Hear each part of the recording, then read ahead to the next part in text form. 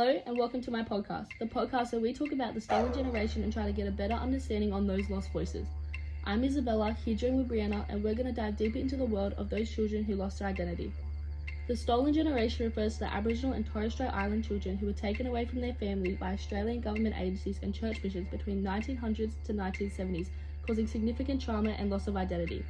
From now we will hear from the stolen generation survivor Aunt Julie Black, a 64-year-old Barkindji woman who was taken away from her mother shortly after birth. This lady that had already adopted a Aboriginal girl in Wollongong, they asked her if she'd take me for Christmas because nobody was there to look after me.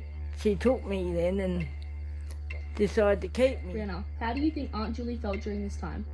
Aunt Julie was young, so for a baby I feel as though she didn't feel much emotion, but many children would feel confused, scared and overall lost. Why do you feel as though the Australian government agencies wanted to take these children from their families? I feel as though the government wanted them to grow up in non-Indigenous families as they believed that they would have better lives in white society. How do you think the stolen generation has impacted Indigenous communities and Australian society as a whole? There had been a severe impact for the Indigenous communities as many children grew up without knowing their heritage, identity or community connections, which affected their belonging and self-worth.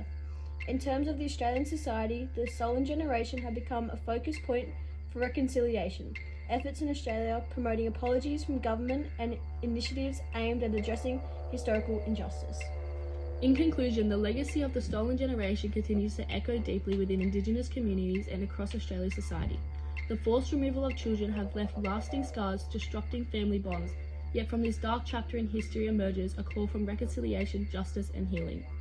I would like to thank the listeners and my special guest today for joining me, where we were finding a deeper understanding on those lost voices. Thank you.